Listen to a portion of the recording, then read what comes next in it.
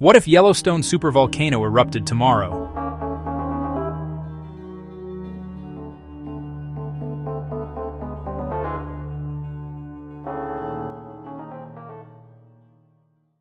Beneath one of the most beautiful landscapes in North America lies a force powerful enough to alter the entire planet. Yellowstone National Park is known for its geysers, wildlife, and breathtaking scenery. Millions visit every year, unaware that below their feet sits one of the most dangerous geological structures on Earth. This is not a typical volcano. It doesn't rise like a cone. It doesn't rumble constantly. It waits. So today, we ask a terrifying question. What if Yellowstone's supervolcano erupted tomorrow? Not someday in the distant future, not thousands of years from now, but tomorrow morning. What would happen in the first minutes, the first day, the first year, and how close would humanity come to collapse? Before we begin, remember to like the video, subscribe, and ring the bell for notifications. It really helps the channel grow and allows us to keep making documentaries like this. Now, let's go beneath the surface.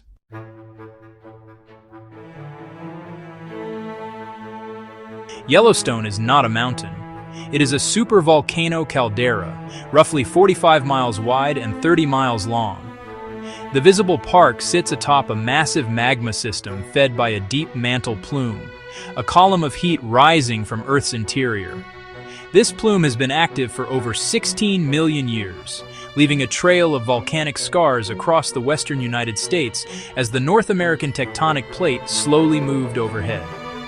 Yellowstone has erupted 3 times in its history: 2.1 million years ago, 1.3 million years ago, 640,000 years ago. Each eruption was categorized as a VEI 8, the highest possible rating on the Volcanic Explosivity Index. For perspective, Mount St. Helens was a VEI 5. Yellowstone's largest eruption released over 2,500 cubic kilometers of material. That's enough ash to bury the entire United States under several feet. This isn't just a volcano, it's a planet-altering system.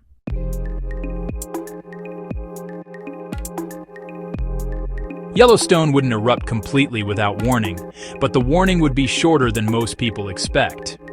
Weeks before eruption, scientists would notice alarming changes. The ground would begin to inflate, rising inches, then feet, across wide areas of the park. Earthquake swarms would intensify. Not single quakes, but thousands of small tremors each day. Geysers would behave unpredictably. Some would stop erupting entirely. Others would suddenly become violent. New steam vents would rip open across the landscape. Sulfur smells would intensify. Animals would flee the area in large numbers. Emergency alerts would go out. Evacuations would begin across Wyoming, Montana, and Idaho. But here's the critical truth. A super eruption does not unfold slowly. Once Yellowstone crosses the final threshold, events move faster than any evacuation plan can handle. At approximately 8:40 a.m., the ground fractures. There is no countdown, no dramatic buildup. The eruption begins with an explosion equivalent to thousands of nuclear weapons detonating simultaneously. The caldera collapses inward as magma chambers empty at incredible speed. A column of ash, gas, and rock blasts upward over 30 miles into the stratosphere. Pyroclastic flows surge outward at hundreds of miles per hour. Anything within 60 miles is instantly annihilated. There is no survival zone. Entire forests vaporize. Rivers boil away. Cities vanish in seconds. Yellowstone does not erupt like lava flowing down a slope. It detonates. Within hours, ash begins falling across the western United States. Montana, Idaho, Wyoming, Utah, and Colorado are buried under feet of ash. Roofs collapse under the weight. Vehicles stop working as ash clogs engines and air filters. Power grids fail. Cell towers go dark. Air travel across North America shuts down completely. By nightfall, ash clouds spread eastward. Within days, ash reaches the Midwest. The Mississippi River basin becomes contaminated. Drinking water systems fail. America's agricultural heartland, the global breadbasket, is crippled almost instantly. The U.S. economy effectively collapses in less than a week. The ash doesn't just fall locally, it rises into the upper atmosphere, spreading around the planet. Sulfur dioxide forms reflective aerosols that block sunlight. Temperatures begin dropping worldwide. Summer crops fail. Winters become harsher. This is the beginning of volcanic winter. Global temperatures drop by 3 to 5 degrees Celsius. That might not sound like much, but it's enough to devastate food production. Growing seasons shorten. Harvests fail. Famine spreads. Even nations far from Yellowstone are affected. This eruption doesn't stay American. It becomes global. Modern civilization depends on precision, just-in-time delivery, global supply chains, reliable energy, stable communication. Yellowstone breaks all of it. Food shortages spark unrest. Markets crash. Governments declare emergencies. Borders tighten. Mass migrations begin as people flee uninhabitable regions.